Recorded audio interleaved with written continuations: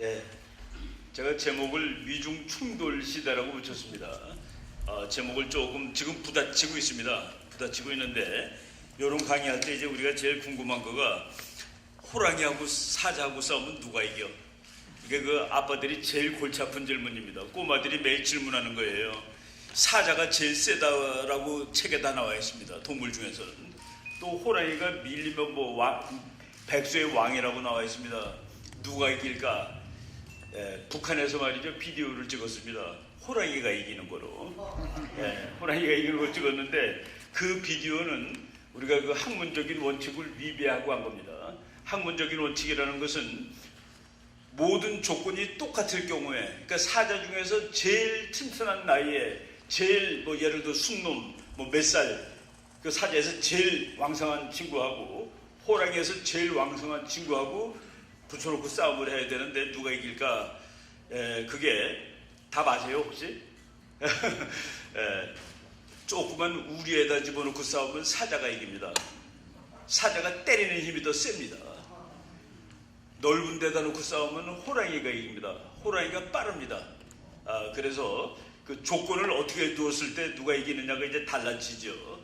둘 다 이제 맹수의 왕인데, 사자는 이제 아프리카에 주로 살고 호랑이가 사는 면적이 더 넓습니다.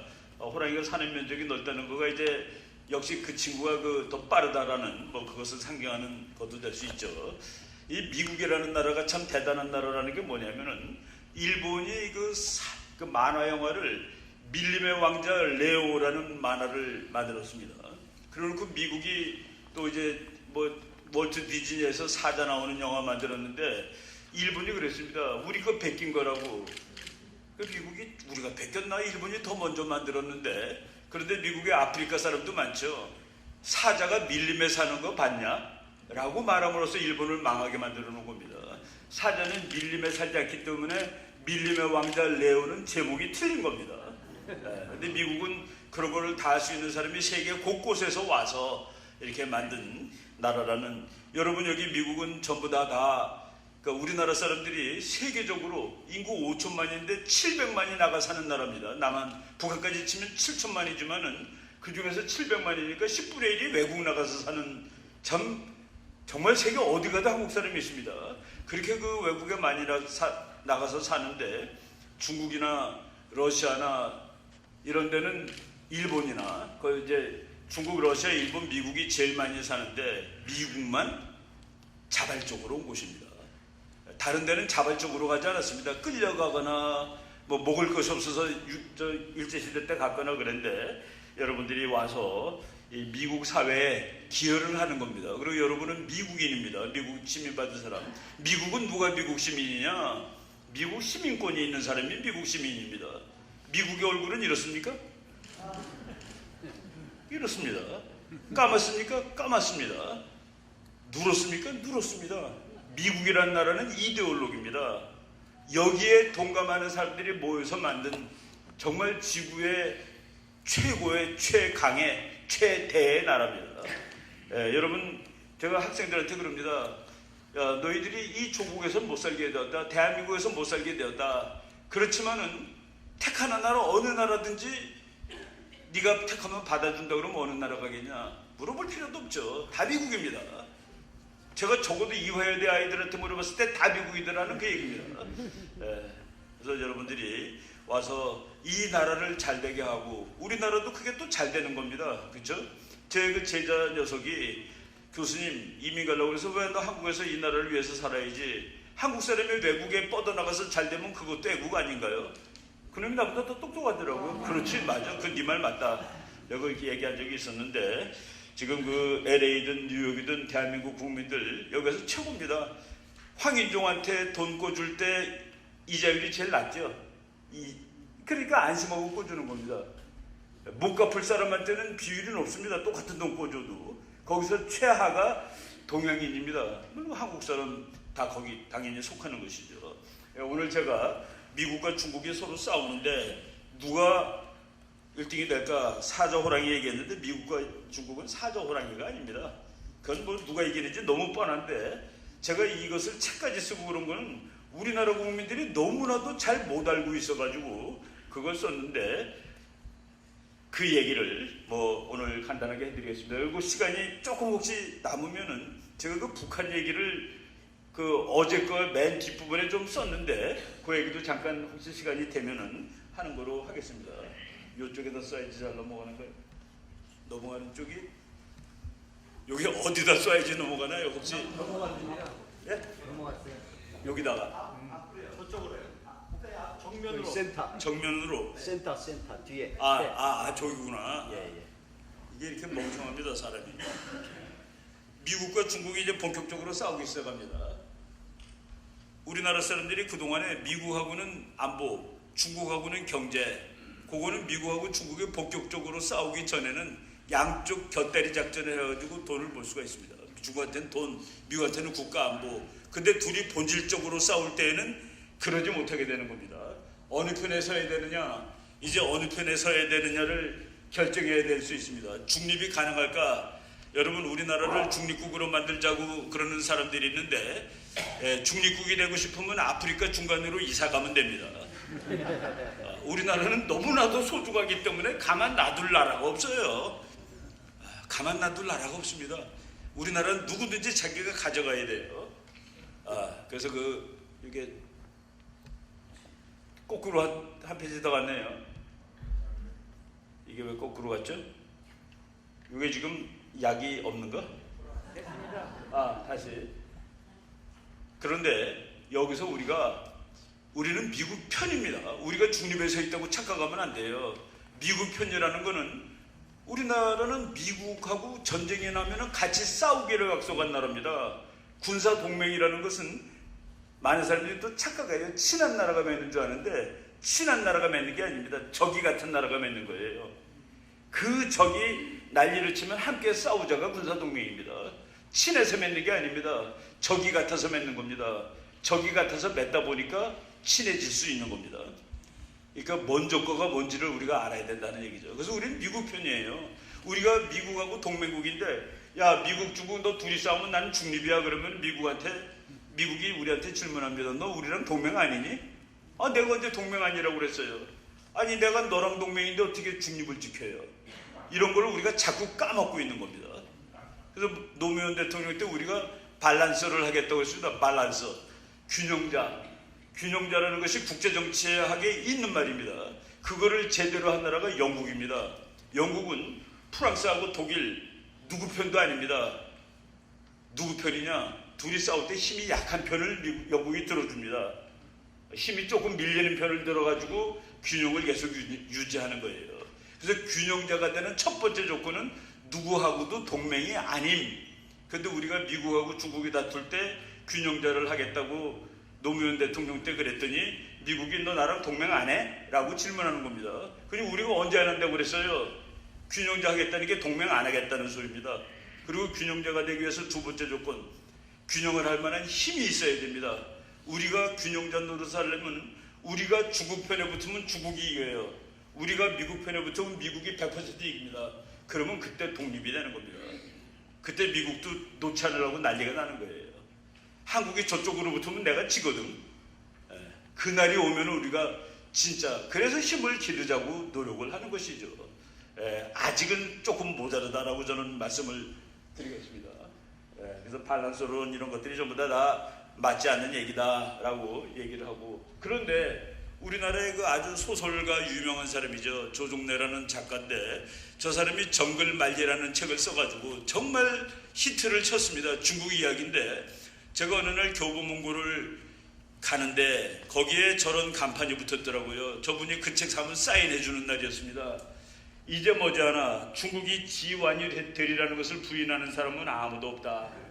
그래서 저는 나는 아무도 없다에 속하는구나 하고서 이제 머지않아서 중국이 세계 1등이 되는 거예요.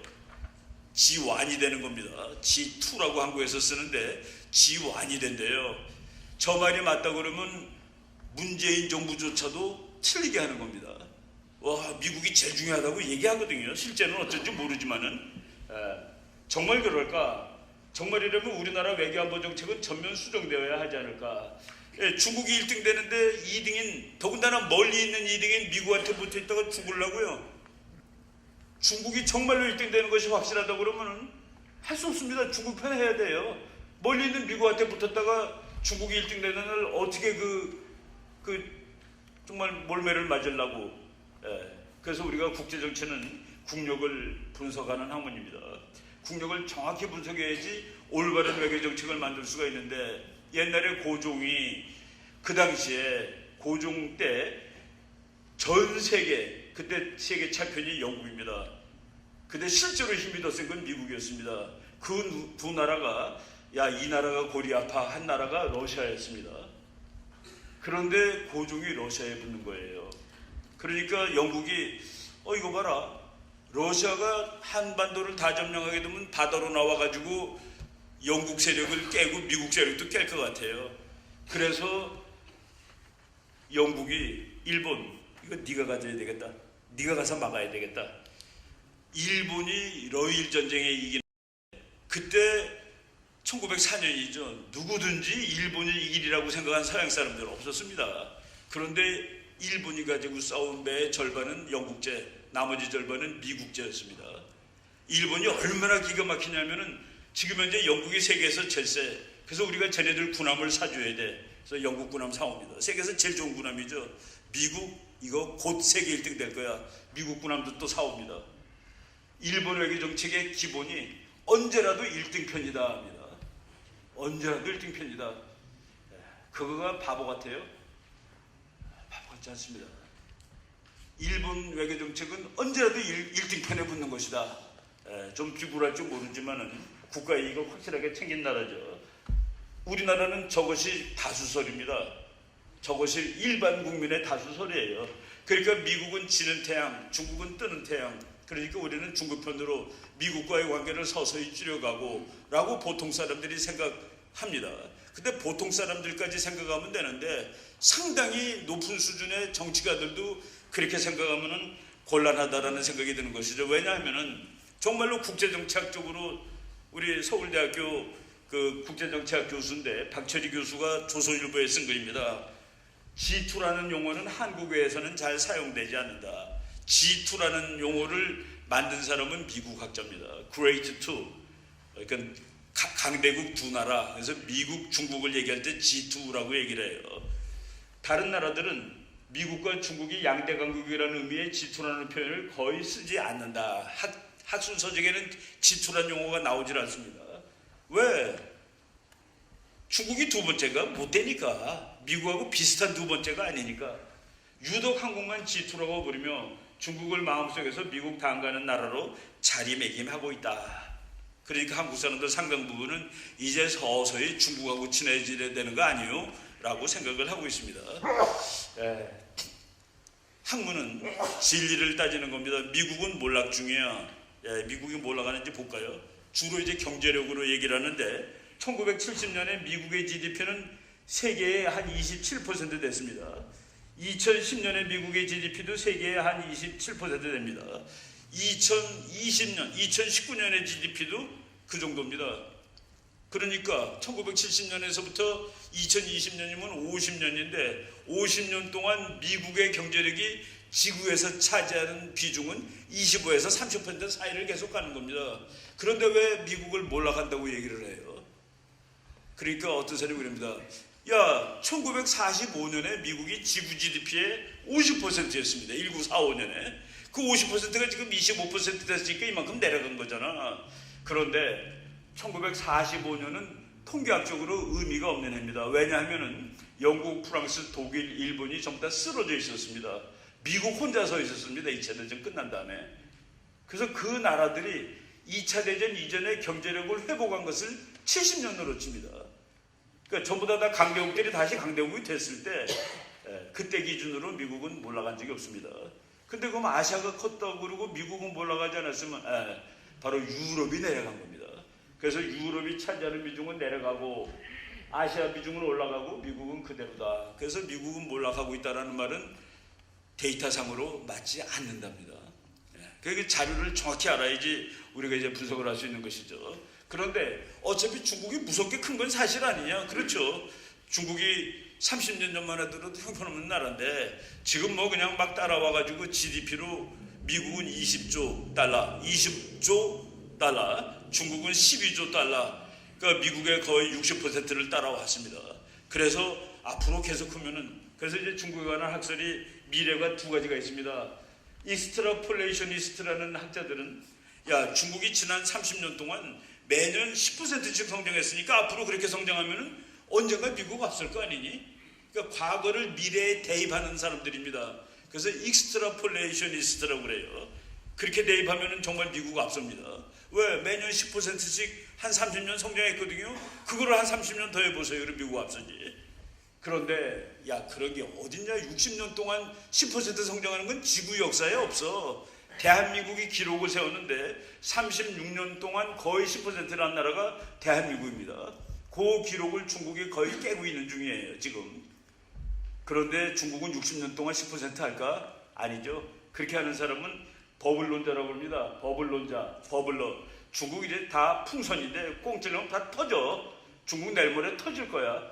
그래서 중국이 미국까지 따라갈 가능성이 없어. 이렇게 그 두 가지 이론이 있습니다. 저는 버블론자에 속합니다. 지금 터지고 있습니다 중국이. 그리고 그 다음에 미국과 중국은 어떻게 될까? 중국을 판다라고 보는 사람들이 있습니다.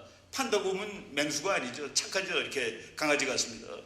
중국이 부자 나라가 되더라도 얌전할 거야. 중국은 미국한테 덤비지 않을 거야 라고 보는 학자들이 있고, 아니야, 중국이 힘이 세면 미국한테 달겨들 거야. 그런 사람은 중국을 드래곤이라고 합니다. 그러니까 익스트라폴레이셔니스트 중에서 이 두 가지로 갈리죠. 버블론자는 거기까지 갈 이유가 없어요. 근데 저는 만약 미래에 중국이 정말로 쓰진다면 미중 관계는 어떻게 될까? 붙습니다. 그럼 운명적으로 붙어요. 왜? 어느 나라든지 1등하고 싶어 합니다. 미국은 그 1등 자리를 놓치기 싫어요. 중국은 그 1등 자리를 차지하고 싶고. 그래서 제가 아주 좋아하는 미국 교수 중에 한 분이 시카고 대학의 미어샤이머라는 교수님이 계시는데, 그 사람 책을 제가 한국말로 번역한 거겠습니다. 강대국 국제정치의 비극. 미국은 그냥 자기 나라 이익을 위한 자기 나라 국민한테 좋은 나라입니다. 그런데 세계 1등을 하고 싶어요. 중국도 중국을 위해서 좋은 나라입니다. 근데 그 나라도 세계 1등을 하고 싶어요. 1등을 한 자리인데. 그래서 두 나라는 운명적으로 싸운다. 그래서 국제정치는 비극이다. 그 책 제목이 The Tragedy of Great Power Politics. 강대국 국제정치의 비극.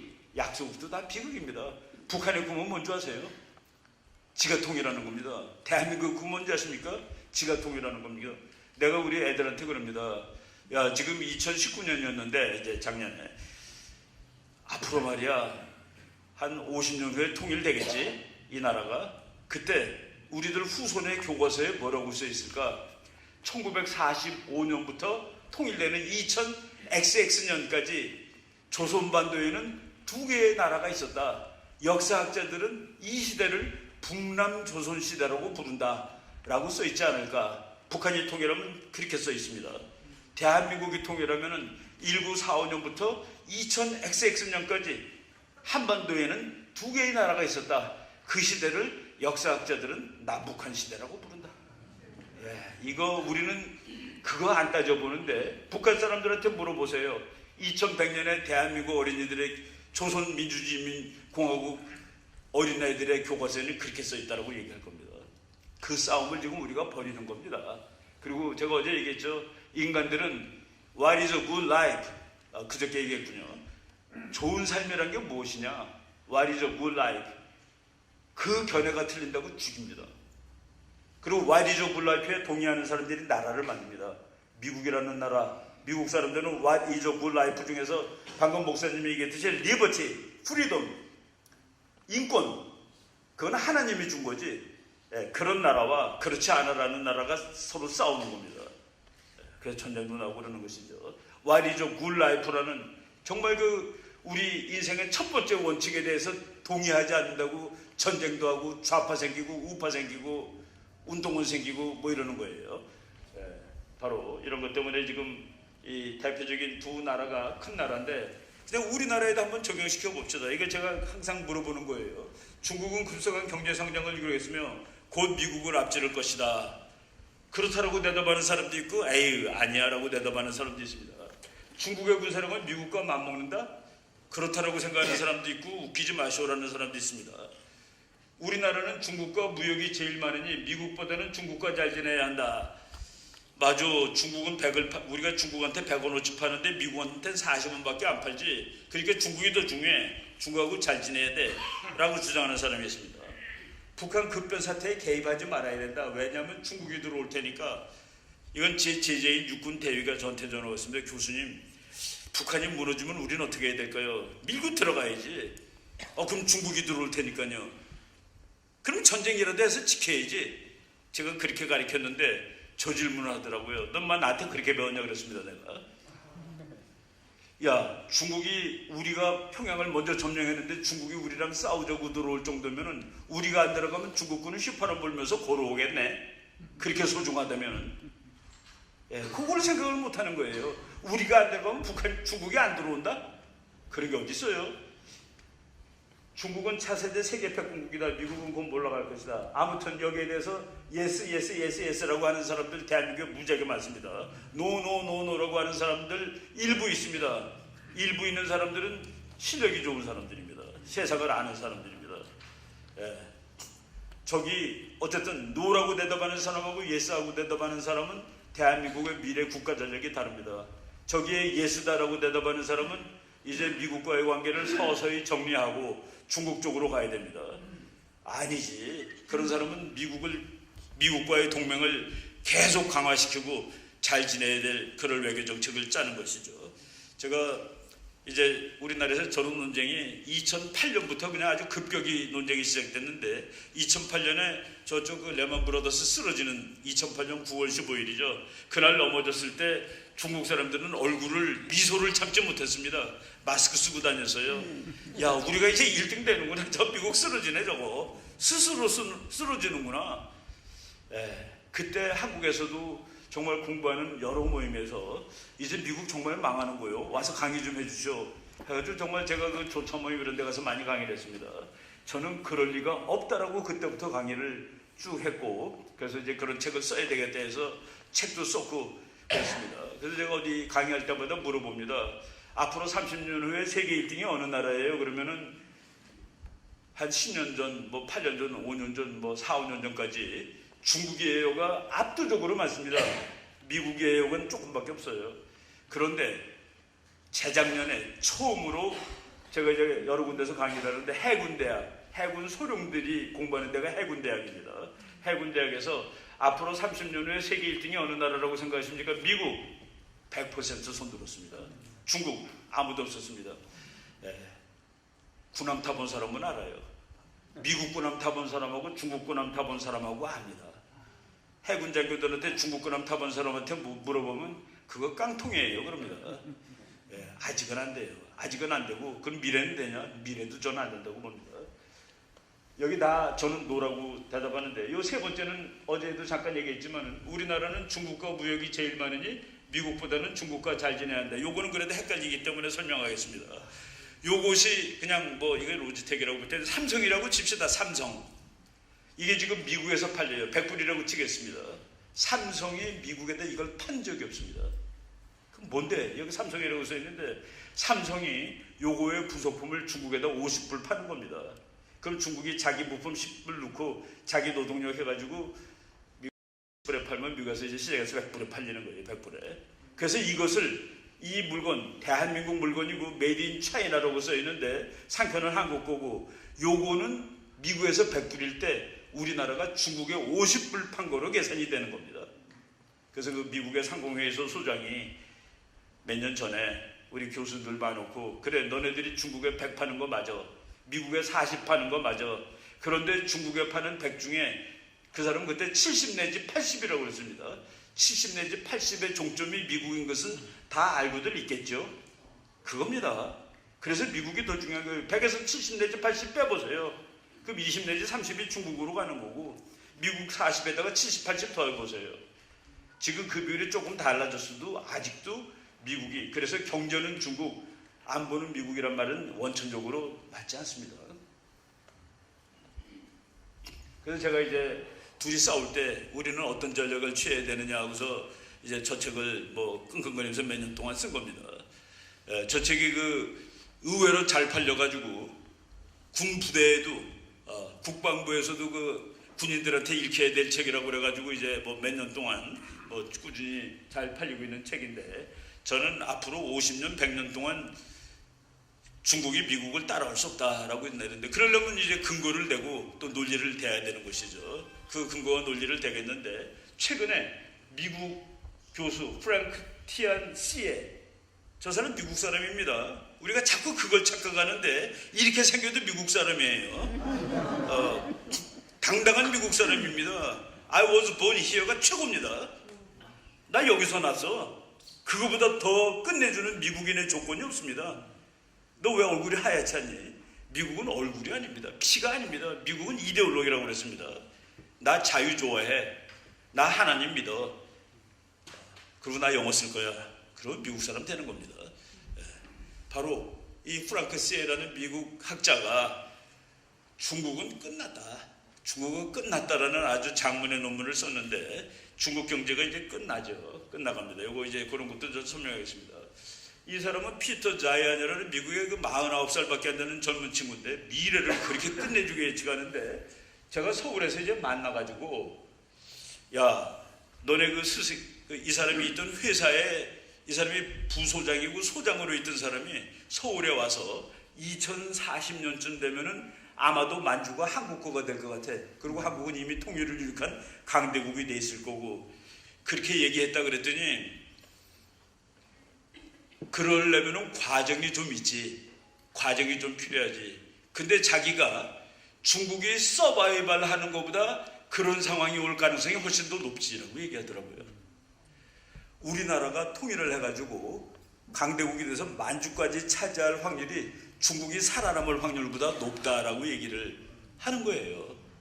근데 우리가, 그럼 저 사람이 그냥 얘기하느냐? 자료를 다 대고 얘기를 하는 것이죠. 근데 그 자료를 국민들한테 아느냐 물어보면 잘 몰라요. 그래서 제가 여기 강순영 목사님이 저를 처음 알게 된 것이 미국의 쉐일 혁명이라는 글을 쓴 걸 보고 처음 알았다 했는데, 제가 우리 국민들이 하도 미국 중국의 국력 평가를 엉성하게 해서 미국이 앞으로 석유가 몇 년치 있는지를 아느냐라는 그 논문을 한번 쓴 적이 있습니다. 그거 이제 여기 다 나오니까 지나가면서 설명을 하겠습니다. 트럼프 대통령이 대통령 되기 전에 2011년에 쓴 책입니다. 이걸 제가 뉴욕 공항에서 그냥 지나가다가 심심해서 사가지고 비행기 타고 가면서 읽었는데, 거기에 China is our enemy라는 말이 나옵니다. 미국 대통령이 중국을 대통령이 아니니까 저렇게 쓸 수 있는 거죠. 근데 미국은 이미 미국이라는 나라가 1등 자리를 누구한테도 뺏기지 않습니다. 누구한테도 뺏기지 않아요.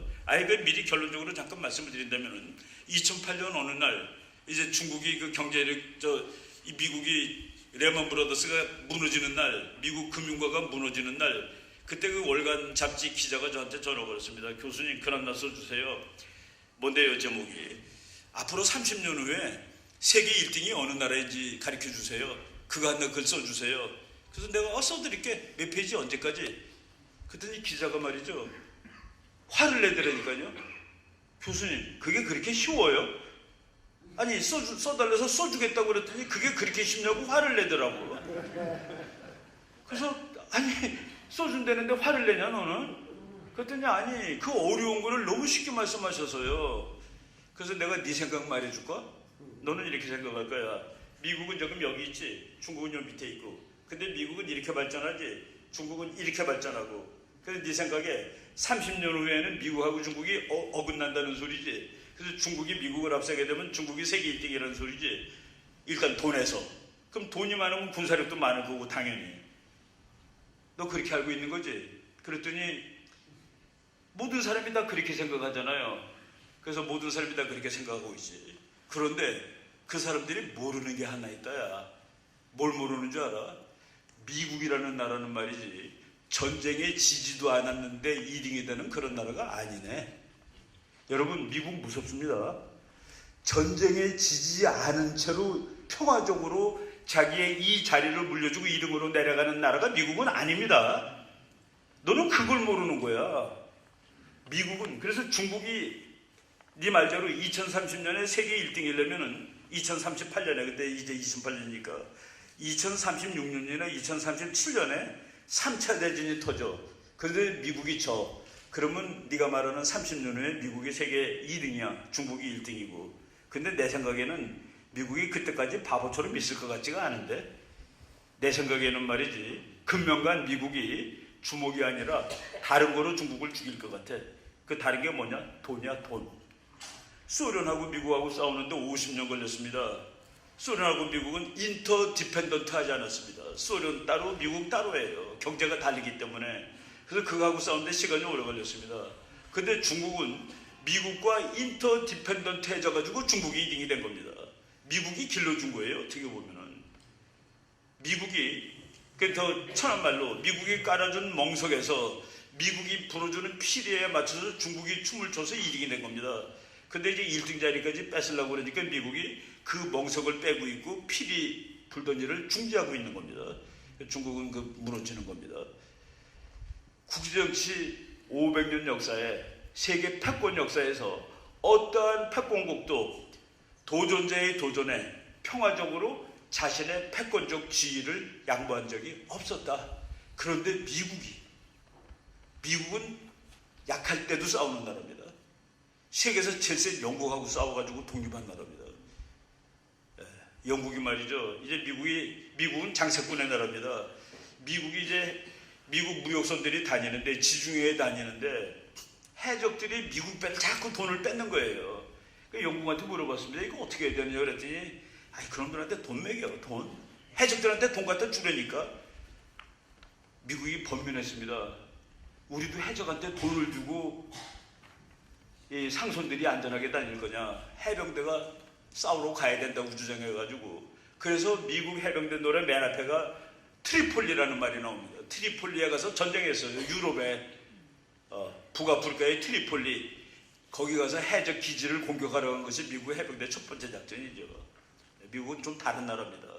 야, 우리가 어떻게 돈을 매기고 안전을 보장하냐. 가서 싸우고서 해적은 뿌리를 뽑아야지. 미국이란 나라는 달라요.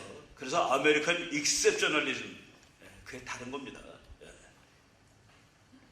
바로 그 사실을 이해를 해야 되는데, 미국이 드디어 중국이란 나라가 우리를 위협하기 시작했다는 것을 확실하게 인식을 하게 된 그런 대통령이죠. 오바마가 됐으면 아니냐? 오바마도 똑같아요. 이제 오바마가 아니라 힐러리가 이번에 대통령 됐으면 다르지 않습니다. 지금 자기가 중국하고 무역전쟁 하는데 전임 대통령이 했어야 될 걸 지가 지금 늦게 하고 있는 거다. 그 사람들이 안 해서, 여러분, 힐러리 클린턴이 미국 대통령이 됐으면 다를까? 힐러리 클린턴 대통령이, 저 사람이 국무장관일 때, 아까 제가 China is our enemy라는 저 책이 나온 것이 2011년이라고 그랬습니다. 같은 2011년에 똑같은 무렵에 힐러리 클린턴이 논문을 썼는데, 그 논문 한번 읽어보세요. 논문 제목이 America's Pacific Century, 미국의 태평양 시대라고 해놓고서 The future of politics will be decided in Asia.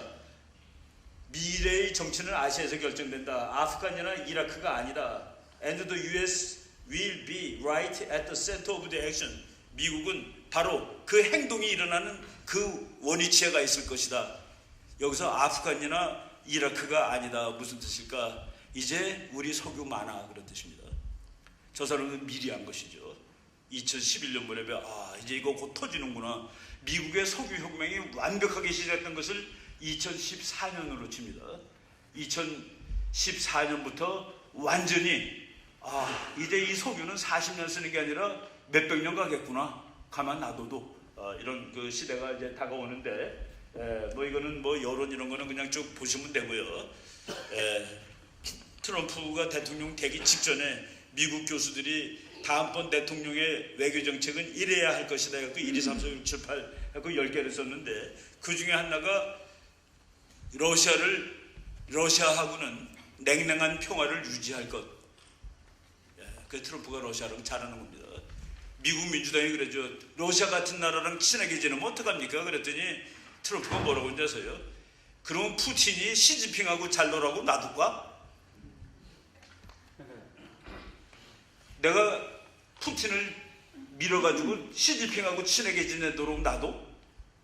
지금 푸틴은 미국이 살려주면 살고 죽이면 죽는 나라입니다. 러시아는 석유로 먹고 사는 나라입니다. 미국이 석유값을 그냥 시장 경제원칙으로 막혀버리면 소련은 내일 죽습니다. 그래서 미국이 소련을 살려주려고 석유값 그냥 비싸게 유지하고 있는 거예요. 그냥 나오면은 훨씬 내려가야 됩니다. 중국을 봉쇄할 것, 이란을 봉쇄할 것, 일본을 키울 것. 왜? 중국 봉쇄하는데 좋거든. 인도를 키울 것, 중국 봉쇄하는데 좋거든. 예. 그대로 하는 겁니다. 끝내주는 학자들이 이렇게 하셔야 하는 것을 그대로 트럼프 대통령이 하고 있다. 트럼프 대통령이 내가 어제도 잠깐 얘기했지만 미국은 유엔에서 한 연설입니다. 여러분이 어떻게 살아가나 일하거나 예배하는 방법을 말하지 않을 것입니다. 우리는 그 대가로 여러분들이 우리 주권을 존중해 줄 것을 요구합니다. 그런데 사회주의하고 공산주의는 안 되는 것이요 라고 재작년 유엔총회에서 얘기했고, 작년에 그러고서 미국의 펜스 부통령이 중국하고 전쟁을 선포했습니다. 제2의 냉전. 우리는 그동안 중국이라는 나라가 돈도 많이 벌고 그러면 민주국가가 되고 훌륭한 나라가 되어서, 미국 일부 학자들은 그랬습니다. 중국이 세계에서 제일 잘 사는 나라가 되더라도 미국이 세계에서 제일 잘 사는 나라가 된 거랑 비슷할 거야. 걔네들도 자유민주주의를 할 테니까 라고 미국이 가정을 하고 많이 도와주고 그랬는데, 그것이 아니라는 사실이 판명이 되었기 때문에 중국을 더 이상 크도록 놔두지 않겠습니다. 그리고 중국은 반칙을 너무 하기 때문에 그것을 전부 가만 놔두지 않을 것이요 라고 2018년 10월 4일 그 허드슨 연구소라는 데서 연설했는데, 저것이 미중 냉전 공식입니다. 저건 아주 역사상 유명한 다큐멘터리로 남는데, 거기서 화웨이 같은 회사, 전부 다 반칙하는 회사들은 가만두지 않을 것이요 라고 얘기를 했고, 미국의 트럼프 아주 친한 친구인데, 저 사람이 얼마 전에 그랬죠. 트럼프를 이길 사람은 트럼프밖에 없다고 그랬습니다. 트럼프가 이제 중국하고 싸우는데 무역 중국은 이제 좀 안 된다고 봐야 되죠. 그리고 드디어 문명의 충돌이라는 얘기가 나왔습니다. 미국에서. 중국은 문명이 다른 나라이기 때문에 가만 놔뒀다가는 미국 문명이 깨질지도 모른다. 그래서 중국은 문명의 충돌이라고 생각하고 장기전을 준비해야 되고 전략을 잘 짜야 된다라고 얘기했는데, 그 전략을 짠 사람이 키로 스키너라는 흑인 정치학 박사입니다. 저 사람이 하버드 대학에서 박사 논문을 썼는데, 레이건 대통령은 소련을 어떻게 무너뜨렸는가, 그 박사 논문을 쓴 사람을 또 하버드, 지금 미국 외무장관이 미국 국사 수석 졸업에 하버드 가서 수석 졸업한 사람입니다. 그 사람이 마이크 폼페오가 자기 후배를 불러다가 이제 국방부 정책실장으로 지금은 관뒀습니다. 그래갖고 대중국 정책을 짜라 해가지고, 저 사람이 중국과의 이 경쟁은 문명의 충돌이라고 생각하고 짜야 됩니다라고 얘기를 했던 사람이죠. 지금 미국의 온갖 보고서 보면은 인도 태평양 전략 해가지고 태평양 전략이 인도 태평양 전략으로 바뀌었습니다. 인도가 확실한 미국의 동맹국으로 들어갔습니다. 그래서 지금 미국의 아시아 전략의 기본은, 우리는 아직까지 미국이 강대국으로 대접을 안 해줍니다. 미국은 아시아에 3대 강국이 있다 칩니다. 중국, 일본, 인도. 이것이 3대 강국인데, 어느 경우라도 하나는 우리 편으로 붙들고 있어야 된다가 미국의 외교 정책입니다. 어느 편이라도 이 세 나라 중에 한 나라는 미국 편으로 붙들어 두고 있을 것. 그런데 중국이 제일 세지니까 일본하고 인도가, 왜? 중국 때문에 위험을 느끼거든요. 그 나라 둘이 미국 편이 돼가지고 지금 미국은 사실은 널널합니다. 널널해요. 야, 중국, 일본 다 우리 편이네. 그리고 미국 편을 정말 잘 되는 나라가 베트남입니다. 지금 미국 학자가 계산을 해보니까 중국 더하기 베트남 더하기 인도는 인구와 군사력과 GDP가 중국보다 커요. 거기서 우리가 계산할 거는 한국의 가치가 상대적으로 주력군화가 되는 겁니다. 이거 한국을 빼면 절대 안 되라고 생각하는 경우하고, 와, 일본, 인도, 중국을 일본, 인도, 월남을 합치니까 인구고 돈이고 뭐 더 많네 중국보다. 이 셋이 정말 우리한테 열심히 우리 편인데, 그럴 때 한국의 가치가 상대적으로 주는 것이죠. 이런 것들이 우리가 고려해야 될 상황인데, 패권국이 도전국의 도전에 평화적으로 극복한 적은 없었다. 하버드 대학의 살아있는 전략의 화신 에드워드 앤 러트왁 박사가 쓴 겁니다. 저 사람이 자기 딸이 이스라엘군 육군 중위일 때 제가 일본에서 한번 만났습니다. 저 사람은 한국을 무지하게 좋아하는 사람이에요. 근데 중국이 커지고 있다 미국의 전략은 가서 막는 것이지 라고 아주 간단하게 쓴 겁니다. 가서 막아야지. 왜? 중국식 원리로 우리가 살 수는 없잖아. 그래서 근데 중국이 자유민주국가로 바뀔 가능성은 0입니다. 여러분, 중국이 자유민주국가로 바뀌게 되면 나라가 쪼개져요. 나라가 쪼개집니다. 그래서 자유민주주의를 못해요. 자유민주주의 하게 되면 위구르 독립시켜야 되고 티베트 독립시켜야 되고 홍콩 띄워줘야 되고 그럼 중국 요만큼 남습니다. 그럼 한국보다 약해요. 그래서 그걸 못하는 겁니다. 그 중국이 되려면은 미국의 아주 유명한 이론이 국가가 어느 이상 발전하게 되면 민주주의는 저절로 온다라는 이론이 있습니다. 그래서 민주주의는 산업화의 결과물이다 라는 그 세이버 마틴 립세트라는 정말 유명한 학자가 쓴 논문인데 박정희 대통령이 그 얘기를 한국에서 먼저 했습니다. 야, 여러분들 이제 배가 불러지면 민주주의는 그냥 오는 거예요. 지금 배도 안 고픈데 무슨 민주주의 하자고 자꾸 떠드세요. 돈부터 먼저 봅시다. 우리는 그때 정말 대학교 다니면 저 사람이 말이야 막 정말 그 나쁜 놈이라고 그랬죠. 민주주의가 왜 가난하면 안 되냐 그랬는데 그 미국 학자가 그래서 그 기준을 $10,000로 치는 겁니다. $10,000. 지금 돈 $10,000. 국민소득 평균이 10,000불이 되면 민주주의를 안 할 수가 없어요. 10,000불이 되면 금요일날, 토요일날 놀고 싶은 겁니다. 9% 성장 필요 없어요. 나 토요일날 좀 놀고 싶어. 뭐 이런 사람들이 $10,000 된 나라에서 나오는데 우리나라가 6.29 선언이 1987년이죠. 대통령 좀 저 장충재권 대통령 말고 국민이 뽑은 대통령 좀 한번 뽑아보자. 그래서 그러자 한 것이 1987년 6월 29일인데 그때 우리 국민 소득이 10,000불입니다. 지금 중국이 10,000불에 부딪히고 있습니다. 9천 몇백 불인데 그럼 중국을 자유화시키면은 신강성이 나 독립, 티베트 나 독립, 광동성 독립, 몽고 독립, 마주 독립 감당할 수가 없어요. 그래서 경제가 좋아지는데 내리 누르다 보니까 난리가 나는 겁니다. 이거 어떻게 해결할 거냐? 이거 해결 못한다가 답입니다. 정치학 이론으로는. 지금 미국이 뭐 또 옆에서 이렇게 나 못살게 굴고 여러분 트럼프 제가 이제 한국에서 그 트럼프에 대해서 뭐 남의 나라 대통령을 뭐 좋다 나쁘다 한 것은 아닌데 트럼프의 전략을 쭉 설명하고 그러는 어느 날 트럼프에 대해서 너무 이렇게 좋게 말하지 마십시오. 저는 교수님을 좋아하는데 어느 날 트럼프를 좋게 얘기하다가 바보 될 수 있습니다. 트럼프는 그 별로 괜찮은 인물이 아닙니다. 공부도 안 하고 아무것도 안 하고 제가 읽은 바에 의하면 트럼프가 자기는 사학과라서 너무 바빠서 하루에 4시간밖에 책을 못 읽는다라고 쓴 걸 봤습니다. 저는 학자로서 조금 미안했습니다. 너무 바빠서 4시간밖에.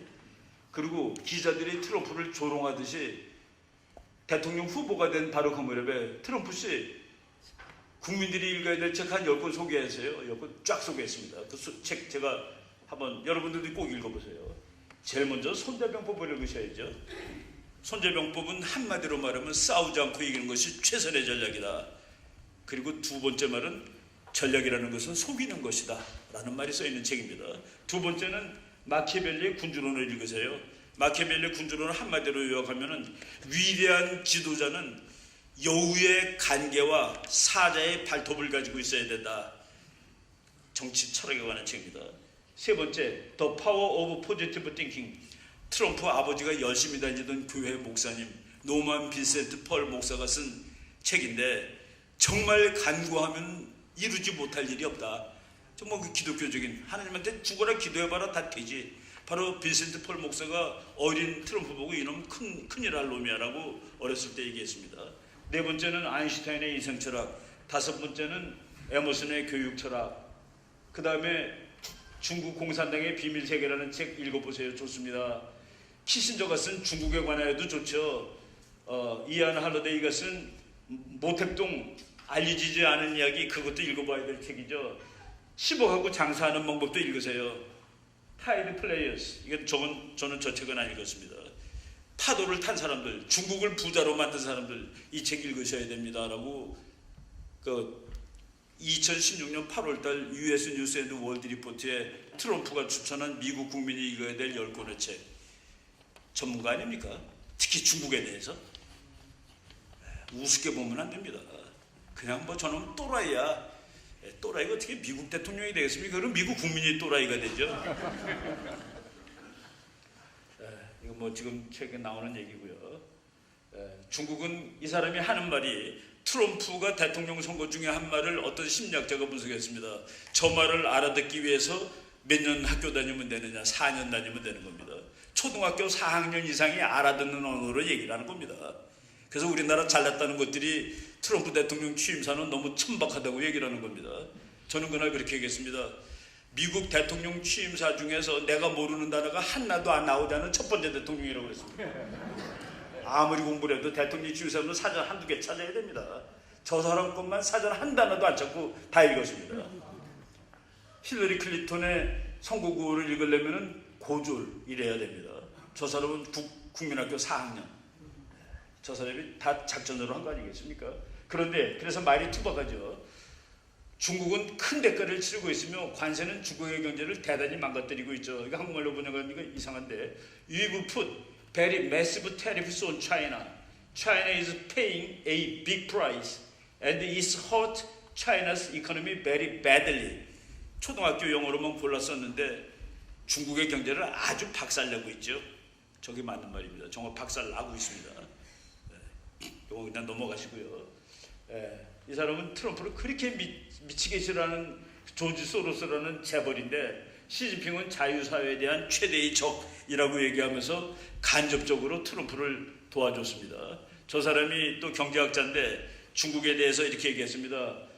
A hard landing is practically unavoidable. 중국에 꼬라박는 것은 실제적으로 회피할 수 없는 일입니다. I am not expecting it. 나는 그걸 기대하고 있는 것이 아닙니다. I am observing it. 나는 지금 중국이 무너지는 것을 보고 있는 겁니다. 가서 경착륙이라는 건 뭡니까? 바퀴로 착륙하는 게 아니라 그냥 가서 박는 거죠. 땅바닥에다가. 그냥 데이터 보겠습니다. 2016년에 미국은 18조 6천억, 중국은 11조, 일본은 4조 9천억, 러시아 1조 2,800, 한국 1조 4,100. 여기서 놀라운 데이터는 뭡니까?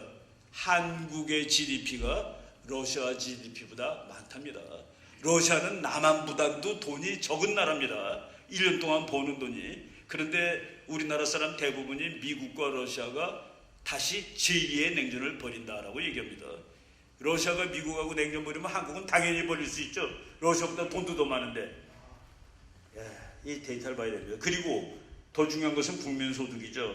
미국은 개인소득이 59,700불, 중국은 8,500불, 일본 38,000불, 지구평균 1038불인데 중국은 지구평균도 안 되는 나라입니다. 미국하고 세계 패권을 놓고 사는 중국의 국민소득이 세계 지구평균도 안 돼요. 지구평균도. 그럼 이제 2006년 거 봤으니까 이제 오겠습니다. 2014, 15, 16년 보니까 2014년에 미국은 17조, 중국은 10조, 여기서 중국보다 좀 중요한 건 러시아가 2조입니다. 그런데 2015년에는 미국 18조, 러시아 1조 3천억.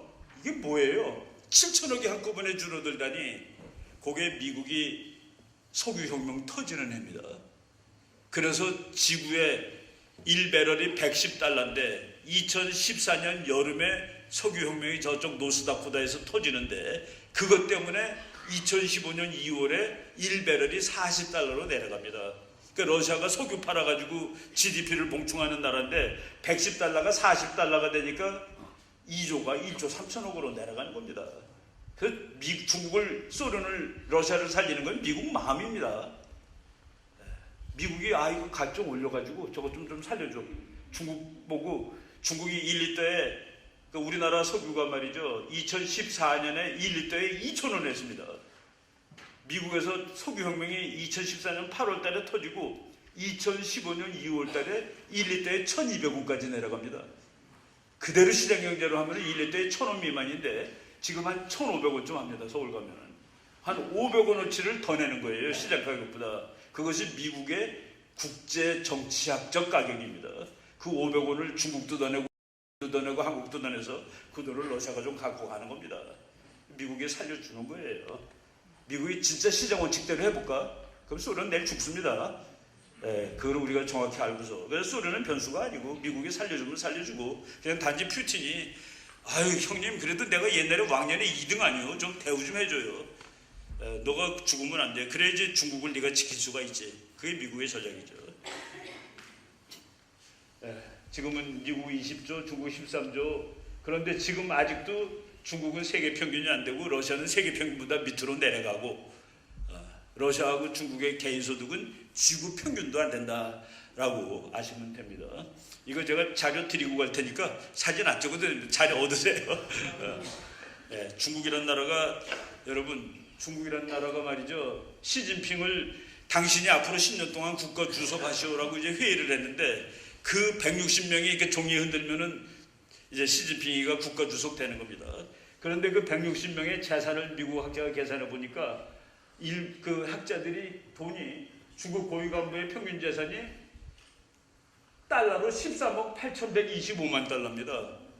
중국의 그 160명, 제일 높은 사람 160명의 평균 재산이 13억 불이 넘어요. 그러니까 반올림하면 14억 달러입니다.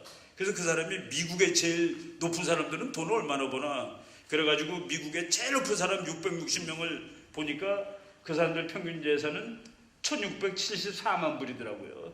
그래서 중국이 82배 더 부자입니다. 미국 국민들은 중국 국민들보다 평균 6배 부자고 중국의 제일 높은 사람들은 미국의 제일 높은 사람보다 평균 82배 부자고 그래서 저 나라는 곧 간다라고 얘기하는 겁니다. 그것이 영원히 지속될 수 없어요. 북한이 그렇습니다. 북한이 국민들은 정말 내일 먹을 밥이 어디서 오는지 모릅니다. 하버드 대학의 데이비드 랜드라는 교수가 사람을 세 가지로 구분했습니다. 밥 먹을 때 칼로리 따져 먹는 사람들, 이거 먹으면 안 되겠네 살쪄서. 두 번째, 살기 위해서 먹는 사람들. 세 번째, 다음번 밥이 어디에서 올지 모르는 사람들.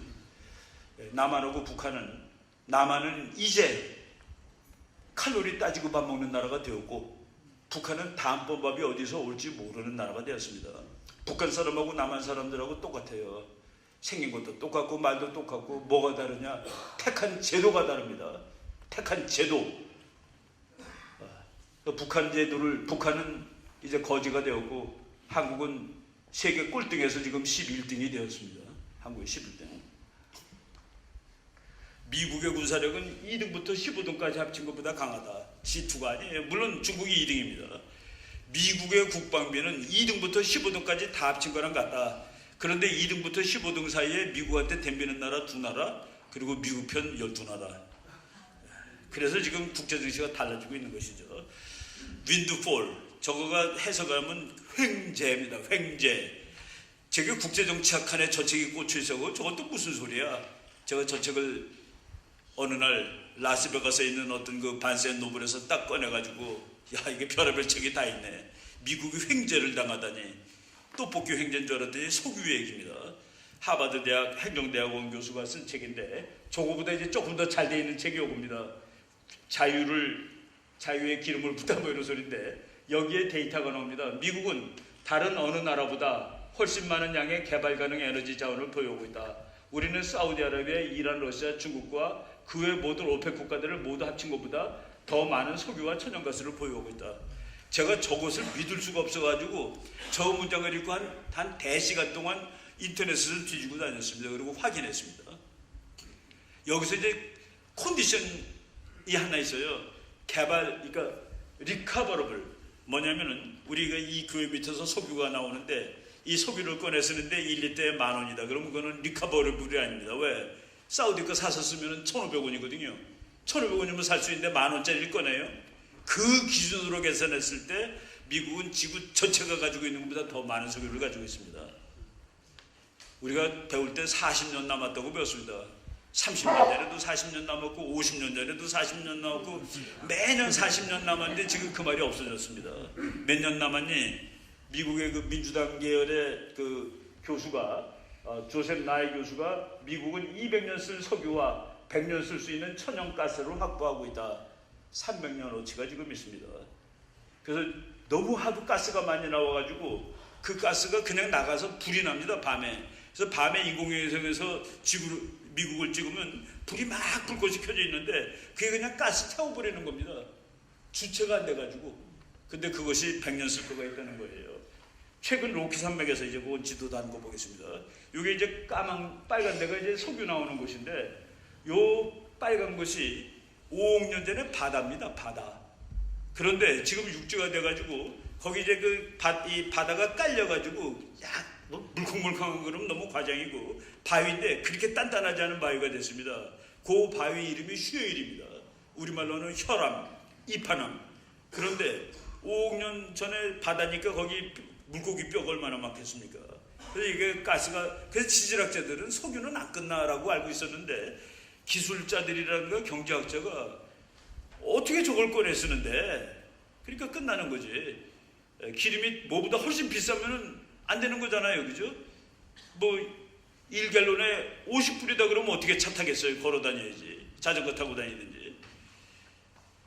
그런데 저거를 캐는 기술을 그 텍사스에 있는 석유, 그러니까 큰 회사도 아닙니다. 조그만 회사.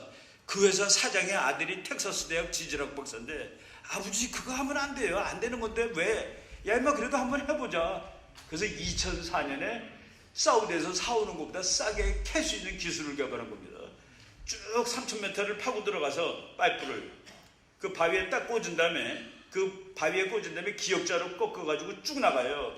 그것도 한 3km를 나가는데 끝부분에 구멍을 뻥뻥뻥뻥 뚫었는데 거기서 물, 뭐 화학물질, 모래 이런 것을 있는 데에서 쫙 쏘면은 빠바박 하고 바위가 금이 가는 겁니다. 그래서 영어로는 프래킹이라고 해요. 프래킹이라고 그러는데 그 공법을 한국말로는 수압 파쇄 공법, 물의 압력으로 바위를 깨는 공법. 그러면 빠바박 하면서 거기 있던 기름이 흐물흐물하게 되는데 그걸 있는 데서 쭉 빨아 올리는 겁니다. 그 기술이 지금은 40불까지 내려갔습니다. 배럴당. 저거 혁명 나는 해에 110달러였습니다. 배럴당. 그 사우디아라비아는 자기 기술로 40불, 30불까지 내릴 수 있대요. 30불 내리면 미국은 요거 잠깐 닫고 그거 사오면 됩니다. 30불은 못하면 40불로 하면은 그 뭐 반 사오고 반은 여기가 꺼내 쓰고, 사우디가 죽겠다 50불로 올려야 돼서 그래 네 거 써, 나는 우리 거 쓸게. 그래서 중동은 이제 중동의 석유 패권 시대는 갔습니다. 이 지구에 에너지하고 식량이 다 완비된 나라가 처음으로 나온 겁니다. 미국.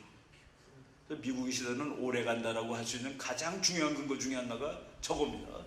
그래서 사오던 석유 안 사오고, 그래서 호르무즈 해협을 지키던 미국 군함 항공모함 두 척이 30년 동안 거기 서 있었습니다. 지금 다 빠져나왔습니다. 옛날에는 to make 호르무즈 스트레이트 오픈, 그것이 오픈되어 있어야지 거기서 석유가 미국으로 오니까. 거기 오는 석유가 미국 석유의 10%였는데 그것도 안 오면 미국 죽으니까. 그래서 우리처럼 70%, 일본처럼 70%, 중국처럼 47% 석유가 걸로 통하는 나라는 미국 덕을 보고 살았습니다. 근데 미국이 그 항공모함 두 척을 빼가지고 이제 돌아다니기 때문에 동해바다에 세 척도 오는 겁니다. 동해바다에 항모가 세 척이 왔다. 어떻게 그런 일이 중동에 있는 거가 오는 겁니다. 이제 중동에서 나왔는데 이제 미국 항공모함이 호르무즈 스트레이트를 어떻게 할 거냐. 수틀리면 가서 막습니다. 그럼 중국은 죽습니다. 그래서 군사적으로 말하면은 호르무즈 해협에 있는 미국 항공모함을 중국 해군이 이길 때까지 미국한테 안 들리는 게 좋습니다 라고 얘기할 수 있는 그런 것이죠. 심지어는 미국에서 더 이상 석유를 아껴 써야 될 경제적 이유가 없어졌다라는 말까지 나오고 있을 정도입니다. 저기 이제 한국에서 이런 강의를 하면 어떤 분이 미국 석유값 비싸고 전기값 비싸요. 그러면 제가 캘리포니아에 사시는군요 이렇게 물어봅니다. 텍사스 가보세요. 기름 얼마인지. 라스베가스에서도 2불대입니다. 라스베가스도 2불대예요. 미국 사람들이 제일 좋아하는 꿈의 자동차가 포드 F150이죠. 옛날에 저걸 의사차라고 그랬습니다. 가노운 차는 캐딜락, 의사차는 F150 트럭. 미국 사람들이 저걸 사는데 우리나라가 현대자동차가 제일 뒤지는 부분이 저겁니다. 저거를 빨리 만들어서 미국에 와야지. 소나타는 미국 사람들이 이제 별로예요. 뭐 기름 많은데 무슨 기름 안 드는 차 타나요? 이런 것들 우리가 다, 이건 뭐 우리가 다 하려면 이제 긴데 이거는 그냥 넘어가고요. 중국이 이제 깨지는 소리입니다.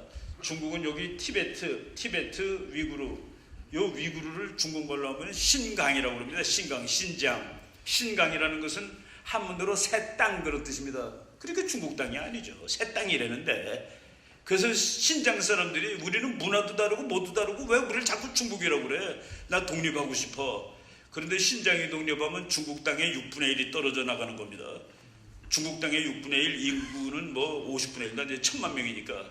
그런데 뭐가 문제냐? 요거는 제가 그 뭐가 40이고 뭐가 30인지는 혹시 에러날지도 모르는데 석탄과 석유의 매장량이 40, 30%입니다. 중국에. 둘 중에 하나가 40, 하나가 30. 저게 떨어져 나가면은 위구르는 자원 대국이 될 수 있습니다. 중국은 돈 주고 사와야 되고. 티베트, 요 밑에가 티베트인데 티베트도 인구 1000만짜리인데 나 독립하고 싶어. 티베트가 독립하면 중국 땅의 3분의 1이 날아가는 겁니다. 위구르 티베트. 티베트가 독립하면 뭐가 문제냐? 석유보다 더 중요한 물이 전부 다 여기서 그럽니다. 여기서부터 다 중국으로 가는 거예요. 그래서 물이 떨어져 나갑니다. 저걸 그래서 눌러야 돼요. 근데 미국은 너 나와 하고서 가서 이제 매일 간질러 주고 있는 겁니다. 나오세요. 지금 홍콩이 제일 그 중에서 또 처음으로 이제 나가겠다고 난리치는 것이죠. 중국은 크게 나누면 한 5개로 쪼개질 수 있습니다. 5개로. 미국이 어떤 저자가 21세기 한국말로 저렇게 번역됐습니다. 21세기 미국의 패권과 지정화, 아까 말한 그 피터 자이언이라는 사람이 쓴 책인데 미국은 너무나도 우연히 석유가 많아가지고 그래서 세계에서 그냥 저절로 1등이 그냥 오래가게 생겼는데 그 책 부제를 보세요.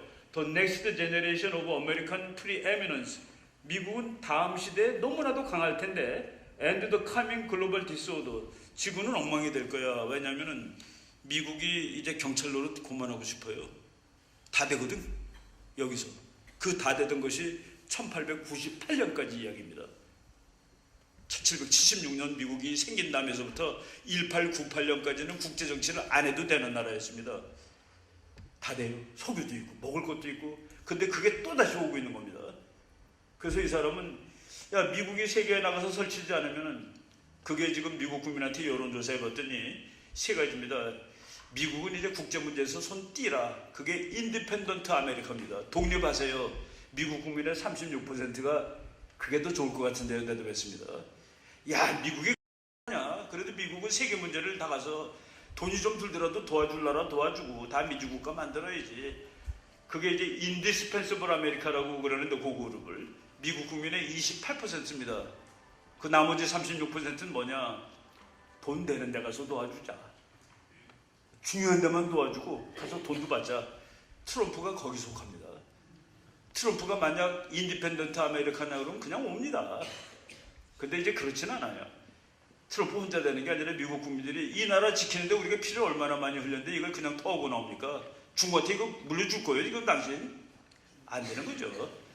그래서 이제 뭐 복잡한 고려사항이 있습니다만은 미국은 나와도 되는 여유가 생겼다라는 얘기입니다. 그 책, 그 똑같은 저자가 1년 사이에 책을 2권을 썼는데 Absent Superpower. 이제 미국은 결석해도 돼요. 국제정치에서. 근데 이 그 책 뒷면에 기봉이 이제 있는데 영국, 캐나다, 일본, 프랑스, 독일, 이태리. 그래서 제가 저 친구 만나가지고 야 저거 실수한 거야? 의도적으로 저렇게 한 거야? 중국 깃발은 어디 갔냐? 실수한 거 아니야? 의도적으로 한 거야. 중국은 원래 강대국 반열에 들어갈 자격이 그렇게 많지가 않아. 중국은 곧 골로 간다라고 얘기를 하는 겁니다. 그러니까 한국이 통일돼가지고 만주를 점령할 확률이 중국이 살아남을 확률보다 더 높지라고 얘기를 하는 거죠. 그런 견해도 있습니다. 내가 그 사람 께를 100% 지지하는 것은 아니지만은 여기서 이제 중요한 얘기를 하겠습니다. 우리나라가 이제 어느 편에 서야 될 거냐. 지금 대한민국이 조그만 꼬마지만은 세계 12등짜리 나라입니다. 국력 기준으로 GDP 11위, 군사력 9위, 뭐 대학교 입학 비율 세계 1위. 그건 별로 좋은 건 아니에요. 우리나라 고등학생 중에서 80%가 대학을 가는데 그걸 왜 나쁘다고 말하니? 우리나라의 직업의 80%가 대졸을 요구하지 않습니다. 그래서 대학 나온 사람이 고등학교 나온 일을 해야 되는데 그러면 행복하지가 않아요. 그래서 헬조선이 되는 겁니다. 영문과 나온 사람이 청소도 해요 지금. 그러니까 헬조선이 되는 겁니다. 그래서 적당히 미국 사람들의 지금 미국의 한 40대 50대 되는 백인 중에 단 28%가 대졸입니다. 그 대졸이 아닌 고졸 72%가 트럼프 가서 찍은 겁니다. 알아듣거든요. 말하는 게 무슨 뜻인지. 그런데 우리가 지금 세계 12등이 나라인데 12등 노릇을 못하는 건 얘 때문입니다. 북한 때문에 12등 근처도 아니고 32등 노릇도 못하고 사는 것이죠. 그런데 그래서 통일하는 겁니다. 통일이 뭐 이렇게 죽불나게 복잡한 이유 가지고 통일하는 거 아니에요. 제가 서울에서 그럽니다. 통일되면 뭐가 좋니? 그러면 토요일날 금강산 갔다 올 수 있잖아. 그리고 저 여름에 더울 때 만주 갔다 올 수 있고. 그게 통일의 이유입니다. 그렇게 좋은 통일을 왜 못하고 있느냐? 중국 때문에 안 되는 겁니다. 중국. 두 번째는 일본 때문에 안 된다고 볼 수 있어요. 왜 중국, 일본은 통일을 반대할까? 국제정치의 원칙 넘버원, 이웃에 힘센 나라가 생기는 것은 막을 것입니다. 한국이 독립을 했다. 일본 골치 아플 거예요. 중국 안 되죠. 김정은 하나 못 다루는데 김정은이가 통일해 보세요. 큰일 나지. 일본이 한국 남한 못 다루는데 통일해 보세요. 일본 큰일 나지. 어쨌든 간에 중국과 일본은 한국이 지금 상태를 유지하면 좋겠어. 싸우지 말고. 그것이 파워 폴리틱스의 이론입니다. 두 번째는 지정학입니다. 지정학. 그게 더 중요해요. 중국은 말이죠. 통일된 한반도는 중국의 뒤통수에 붙어있는 망치와 같다. 중국의 뒤통수에 망치가 붙어 있어요. 이건 정말 너무 피곤한데 이 망치가 부러져 있는 상황입니다. 일본은 통일된 한반도는 일본의 심장을 겨누고 있는 단도와 같다. 이 단도가 부러져 있어요. 그래서 우리나라는 통일이 안 되는 겁니다. 그런데 통일을 이야기하는 것은 미국이 중국 너 뭐라고 그랬냐? 네 뒤통수를 떼는 망치? 그 내가 통일시켜서 그 망치를 내가 들고 있으면 되겠구만. 일본 너 심장을 찌르는 칼? 넌 내가 너랑 지금 친하지만 너는 나한테 덤벼든 놈이라서 내가 너 못 믿어. 통일시켜가지고 한반도를 집거로 하겠다는 게 미국의 대전략입니다. 미국은 옛날에도 한번 통일을 시키려고 그러다가 뜨거워했습니다. 6.25 때. 이거 통일 간단하게 되는 거 아니구나. 중국이 저 가만 안 있는구나. 그래서 미국이 통일시킬 생각을 사실은 안 하고 있었죠. 그러다가 지금 통일을 시켜야 될 때가 왔습니다. 전략적으로. 중국이 믿고서 길러줬더니만 미국한테 덤벼드네. 요거는 상대도 안 되는 놈이 죽어라 미국 말을 안 듣네. 그거를 두 개 동시에 해결하는 방법이 한반도 통일입니다. 한반도가 통일되면 북한 문제 자동 해결입니다. 중국 문제도 해결돼요. 통일되면 미군이 어디가 있으면 됩니까? 망치를 미국이 들고 있는 거가 되는데요. 그날이 이제 지금 다가오고 있다라고 보는 겁니다. 트럼프가 하는 말 잘 들어보세요. 김정은이 너 핵을 없애면 말이야 너희 나라를 남한보다 더 잘 사는 나라로 만들어줄게. 북한 남한을 색깔을 같은 나라로 만들겠다는 소리입니다. 지금 남한은 파란색이고 북한은 빨간색인데 김정은한테 야 너 핵 없애면 내가 돈 많이 줘가지고 너 부자 나라 만들어줄게. 자유금융경제국가. 그게 파란색이죠. 그러니까 남한도 북한도 파란색 되면은 그게 통일이죠. 미국이 요거 괜찮네. 통일된 게 어떻게 네 편이니? 그거 걱정하지 마. 심지어는 김정은이가 통일해도 그건 내 편이야. 그게 지정학입니다. 베트남이 공산국가로 통일된다며 중국이 무서우니까 그날로 미국 형님 그러죠. 지정학이 더 중요합니다. 그래서 미국만은 뭐 누가 통일해도 이게 결국은 내 편이야라고 생각을 하는 겁니다. 그래서 미국의 편은 우리보다 더 여유가 있습니다. 심지어는 김정은이 통일해도 그게 우리 편 되지 뭐 어떻게 되겠어? 라고 보는 거죠. 그러니까 미국은 그 이제 지정학입니다. 지정학의 기본 원칙이 아주 심플해요. 그건 3,000년 동안 안 틀린 국제정책입니다. 친구는 항상 멀리 있어요. 원교, 근공. 친구는 멀리 있고 적은 가까이 있다. 그래서 미국이라는 세계 최강이 저거를 통일을 시켜야 되겠다라고 생각을 하고 있는데 독일 사람이 그렇게 얘기했죠. 독일의 통일은 미국이 지원이 없었으면 불가능했음을 정확히 여기 미국과의 우애와 파트너십은 독일 대외 정책의 근간입니다. 우리는 통일이라는 선물이 주어졌을 때 미국의 결정적인 힘과 의미를 깨달았습니다. 영국, 프랑스가 죽어라 반대합니다. 미국이 독일을 통일시키려고 그러니까 영국의 대처수상이 미국하고 그렇게 친한 대처수상이 미국이 설득해야 되지 그 고버초프를 찾아가서 저 미국 사람들 돌았어요. 독일을 통일시켜준대요. 이거 어떻게 막아야 되는 거 아닙니까? 군사력을 통해서라도. 고버초프가 이 극비가 해소된 그 문서입니다. 우리가 힘이 어디 있습니까? 미국이 영국하고 프랑스한테 어떻게 설득했는지 아십니까? 독일을 통일시켜 놓더라도 목을 내가 조르고 있을 테니까 걱정들 하지 마시오 그랬습니다. 독일이 통일됐는데 미군이 4만 명 독일에 있습니다. 깔고 앉아 있는 겁니다. 어떤 분들이 미국이 한국에 와 있기 때문에 북한이 미국이 무서워서 핵을 만든다고 그랬는데 미국하고 손 띄고 손 털고 나갔던 나라입니다. 그거 불러들인 게 누굽니까? 김일성이가 전쟁하니까 미국이 온 것이죠. 불러들인 게 북한입니다. 그날 전쟁 안 했으면 미국은 안 왔어요. 그리고 전쟁 안 했어도 소련 탱크 가지고 전쟁 안 했으면 안 왔습니다. 그리고 중공군 안 왔으면 미국 나갑니다. 소련 탱크로 중공군이 와가지고 싸워놓고 한반도에 지금 미국이 있는데 네가 나를 위협하기 때문에 내가 핵을 만들어야 돼. 그거는 앞뒤가 바뀐 것이죠. 독립변수, 종속변수가 바뀐 얘기를 하는 것입니다. 지금 중국이 말이죠. 시간이 많이 됐는데 바다에 근거 놓고 우리 군함이 나가면 쫓습니다. 야 들어가. 바다에 저런 날은 없어요. 바다는 자유항해의 원칙 해가지고 그 영토에서부터 22km, 12해리 바깥은 마음대로 다닐 수 있는 겁니다. 근데 중국이 이렇게 근거 놓고 못 다니게 해요. 그래서 우리 군함들 일로 나가면 중국한테 쫓겨납니다. 왜 너네가 더 많이 갔니? 우리가 크니까. 그러니까 중국 답입니다. 우리가 크니까. 이게 말이 되는 겁니까? 저거 뭡니까? 미국의 해양경비정이죠.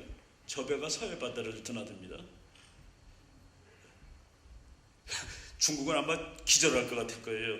미국이 거기까지 가면서 여기까지가 우리 해안이네.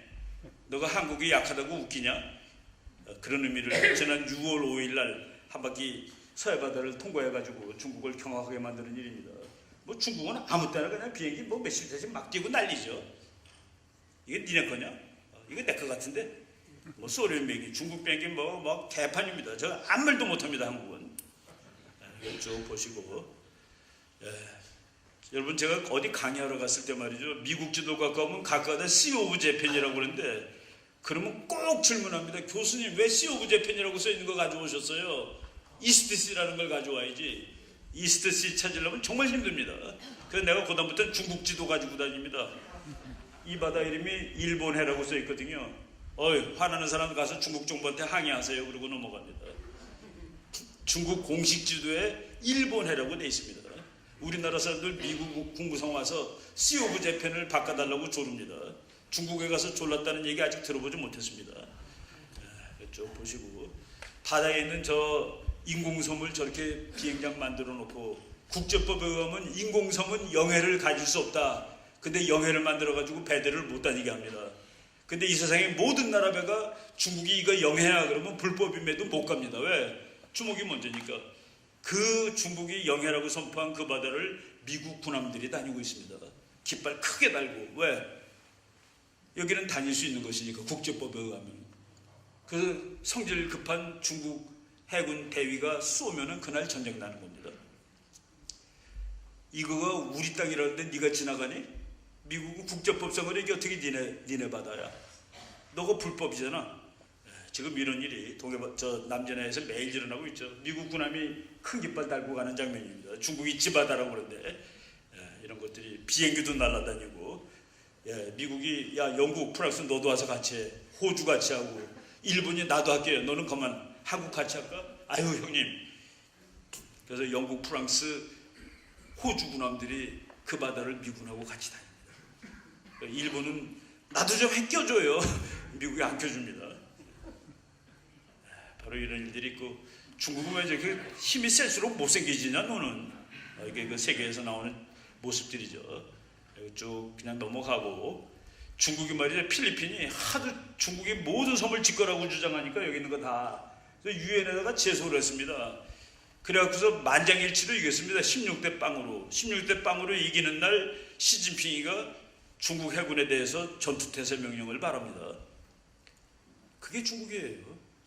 국제법 아무도 안 지킵니다. 힘이 더 먼저죠.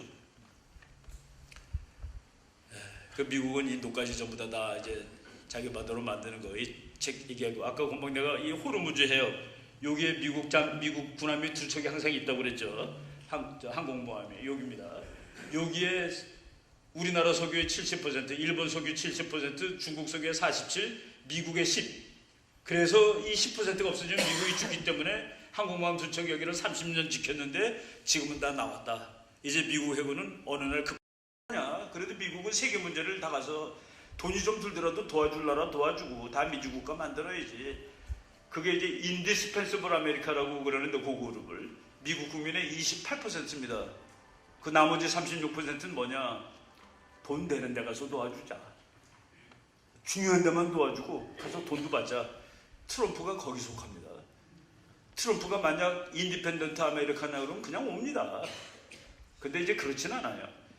트럼프 혼자 되는 게 아니라 미국 국민들이 이 나라 지키는데 우리가 피를 얼마나 많이 흘렸는데 이걸 그냥 터오고 나옵니까? 중국한테 이거 물려줄 거예요? 이건 당신? 안 되는 거죠. 그래서 이제 뭐 복잡한 고려사항이 있습니다만은 미국은 나와도 되는 여유가 생겼다라는 얘기입니다. 그 똑같은 저자가 1년 사이에 책을 2권을 썼는데 앱센트 슈퍼파워, 이제 미국은 결석해도 돼요, 국제정치에서. 근데 그 책 뒷면에 기봉이 이제 있는데 영국, 캐나다, 일본, 프랑스, 독일, 이태리. 그래서 제가 저 친구 만나가지고 야 저거 실수한 거야, 의도적으로 저렇게 한 거야. 중국 깃발은 어디 갔냐? 실수한 거 아니야, 의도적으로 한 거야. 중국은 원래 강대국 반열에 들어갈 자격이 그렇게 많지가 않아. 중국은 곧 골로 간다라고 얘기를 하는 겁니다. 그러니까 한국이 통일돼 가지고 만주를 점령할 확률이 중국이 살아남을 확률보다 더 높지라고 얘기를 하는 거죠. 그런 견해도 있습니다. 내가 그 사람께를 100% 지지하는 것은 아니지만은 여기서 이제 중요한 얘기를 하겠습니다. 우리나라가 이제 어느 편에서 해야 될 거냐? 지금 대한민국이 조그만 꼬마지만은 세계 12등짜리 나라입니다. 국력 기준으로 GDP 11위, 군사력 9위, 뭐 대학교 입학비율 세계 1위, 그건 별로 좋은 건 아니에요. 우리나라 고등학생 중에서 80%가 대학을 가는데 그걸 왜 나쁘다고 말하니? 우리나라의 직업의 80%가 대졸을 요구하지 않습니다. 그래서 대학 나온 사람이 고등학교 나온 일을 해야 되는데 그러면 행복하지가 않아요. 그래서 헬조선이 되는 겁니다. 영문과 나온 사람이 청소도 해요 지금. 그러니까 헬조선이 되는 겁니다. 그래서 적당히 미국 사람들의 지금 미국의 한 40대 50대 되는 백인 중에 단 28%가 대졸입니다. 그 대졸이 아닌 고졸 72%가 트럼프 가서 찍은 겁니다. 알아듣거든요, 말하는 게 무슨 뜻인지.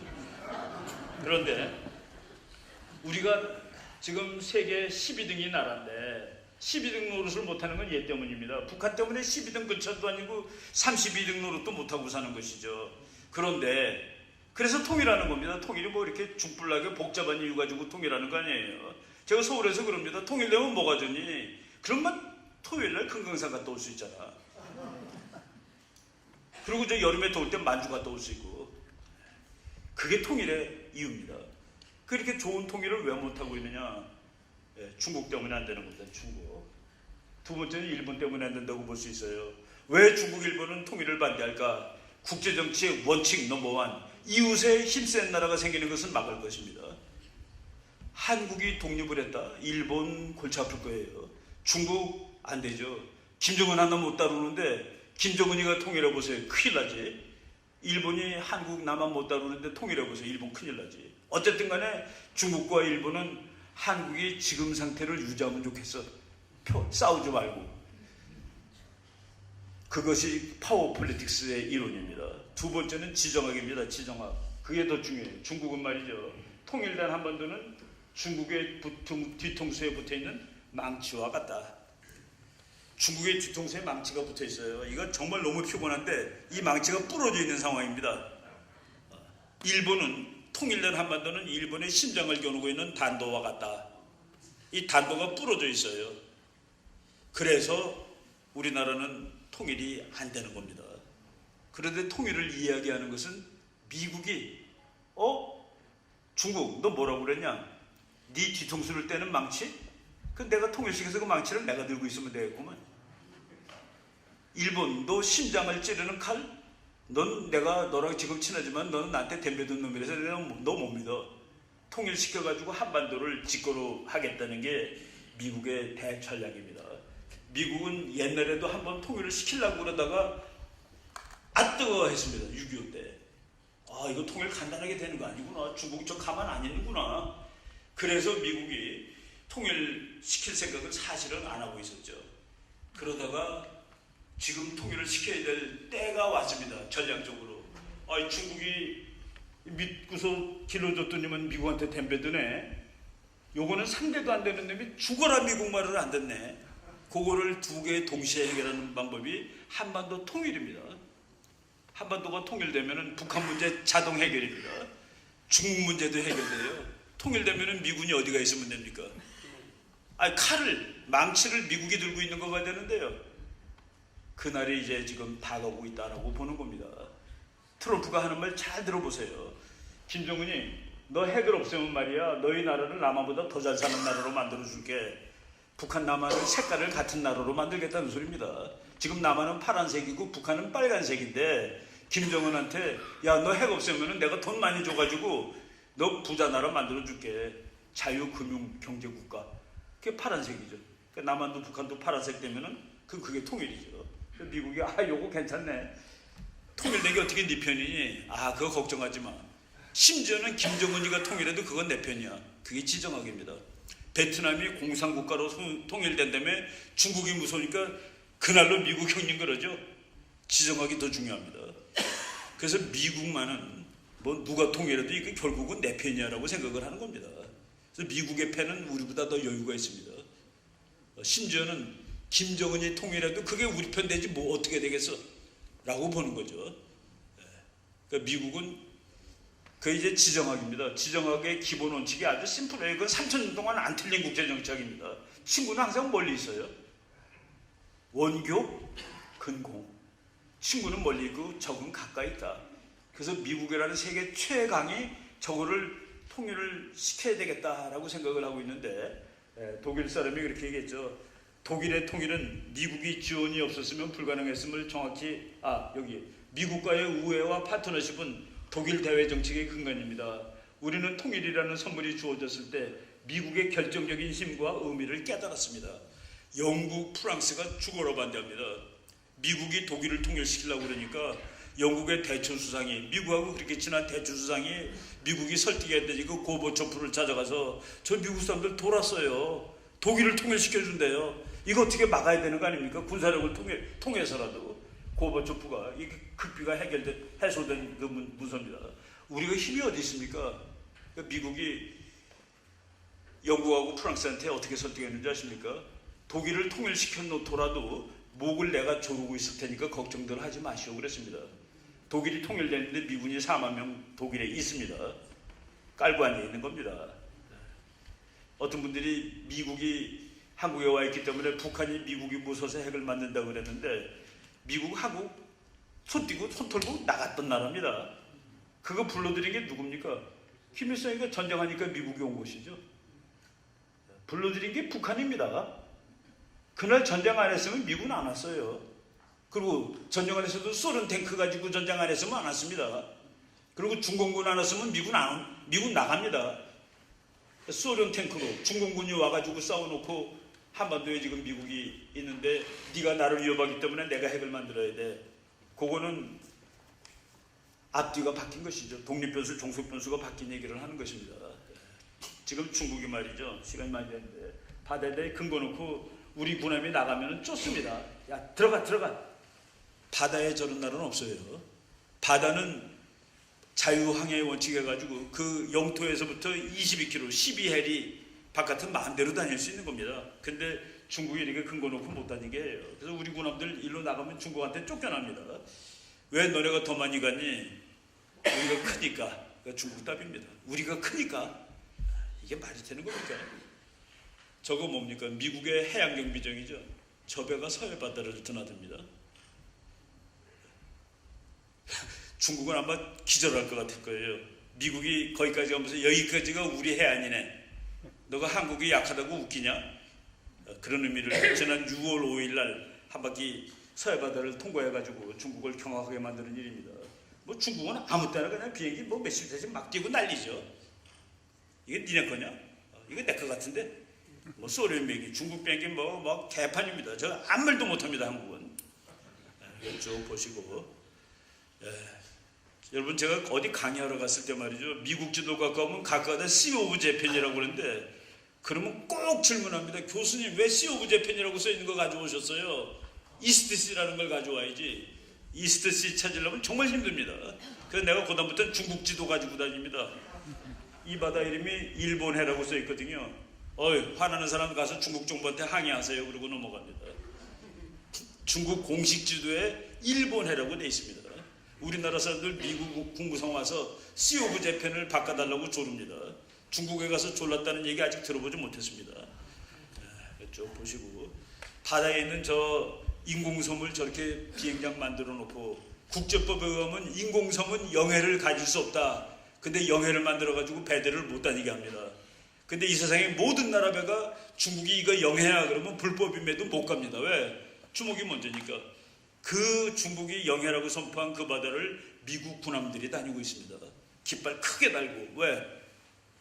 여기는 다닐 수 있는 것이니까 국제법에 의하면. 그래서 성질 급한 중국 해군 대위가 쏘면은 그날 전쟁 나는 겁니다. 이거가 우리 땅이라는데 네가 지나가니?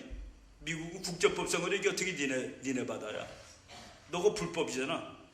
지금 이런 일이 저 남전해에서 매일 일어나고 있죠. 미국 군함이 큰 깃발 달고 가는 장면입니다. 중국이 지바다라고 그러는데 이런 것들이 비행기도 날아다니고 미국이 야 영국 프랑스 너도 와서 같이 해.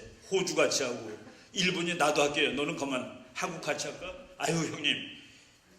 그래서 영국 프랑스 호주 군함들이 그 바다를 미군하고 같이 다닙니다. 일본은 나도 좀 껴줘요. 미국이 안 껴줍니다. 바로 이런 일들이 있고 중국은 왜 이렇게 힘이 셀수록 못생기지냐 너는. 이게 그 세계에서 나오는 모습들이죠. 쭉 그냥 넘어가고 중국이 말이죠. 필리핀이 하도 중국이 모든 섬을 짓거라고 주장하니까 여기 있는 거 다 유엔에다가 제소를 했습니다. 그래갖고서 만장일치로 이겼습니다. 16대 0으로. 16대 0으로 이기는 날 시진핑이가 중국 해군에 대해서 전투태세 명령을 바랍니다. 그게 중국이에요. 국제법 아무도 안 지킵니다. 힘이 더 먼저죠. 그 미국은 인도까지 전부 다 이제 자기 바다로 만드는 거. 이 책 얘기하고 아까 금방 내가 이 호르무즈 해협 여기에 미국 군함이 두 척이 항상 있다고 그랬죠. 항공모함이 여기입니다. 여기에 우리나라 석유의 70%, 일본 석유 70%, 중국 석유의 47, 미국의 10. 그래서 이 10%가 없어지면 미국이 죽기 때문에 항공모함 두 척이 여기를 30년 지켰는데 지금은 다 나왔다. 이제 미국 해군은 어느 날 이거 막으러 간다. 그럼 중국이 죽을 테니까 그렇게 이제 전략이 바뀌었다라고 얘기하겠습니다. 박근혜 대통령이 저기 간 것은 좀 안 갔으면 했는데 갔습니다. 그날이 2015년 9월 3일이었습니다.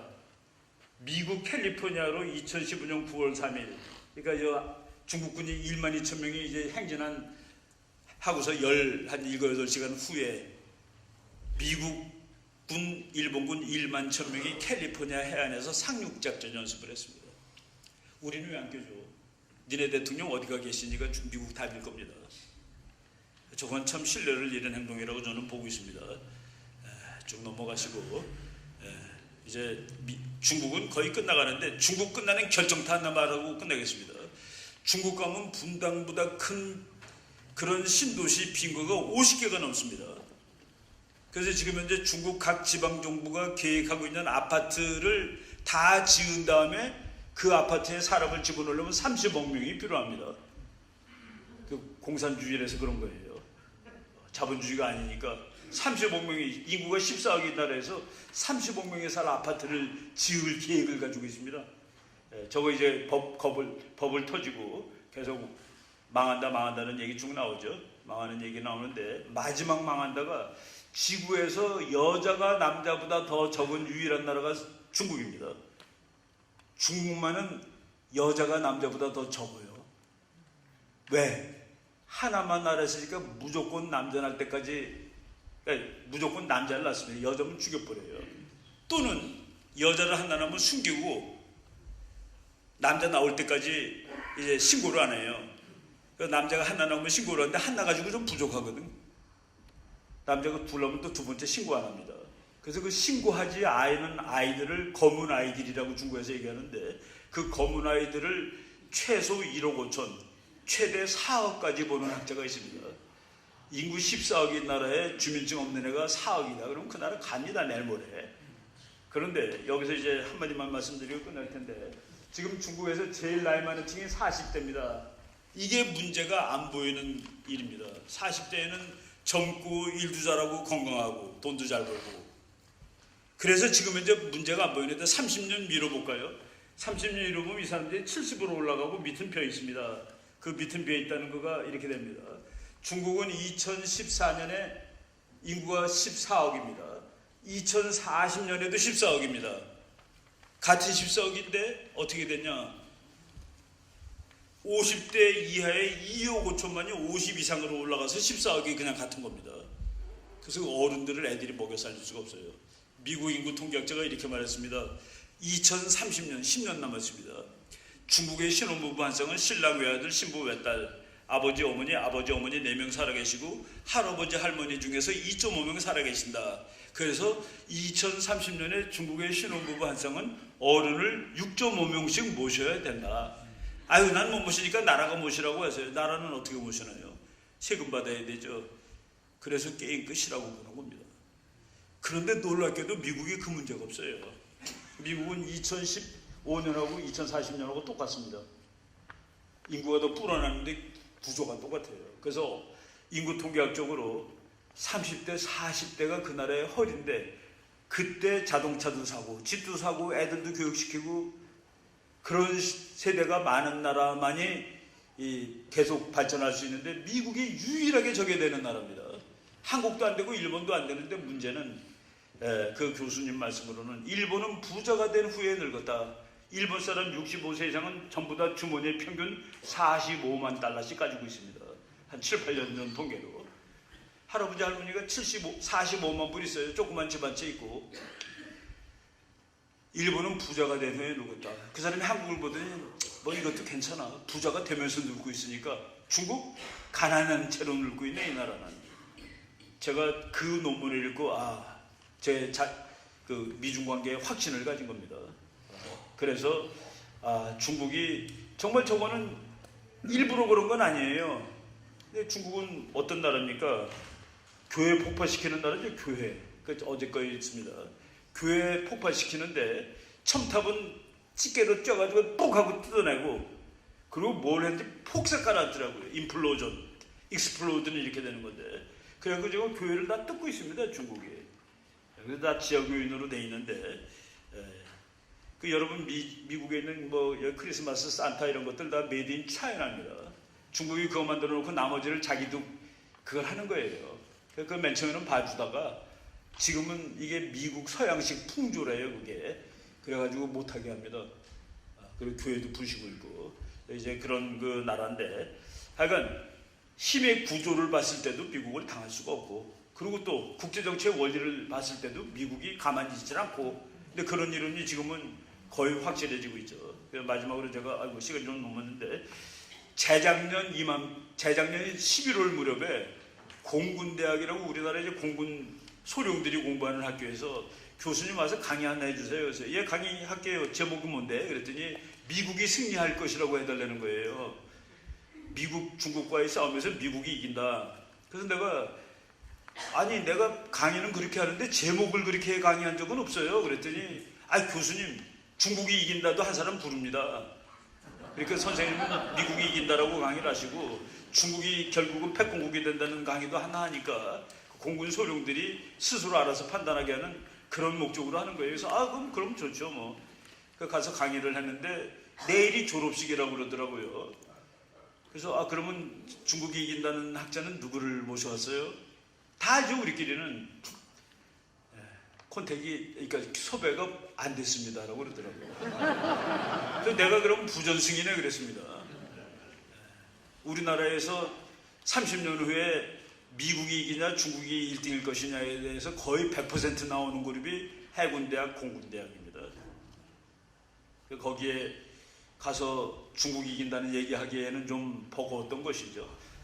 근데 제가 뭐 이런 논쟁을 하는데 저는 항상 내가 이겼다고 생각을 합니다. 어느 경우라도. 데이터 확실하시죠?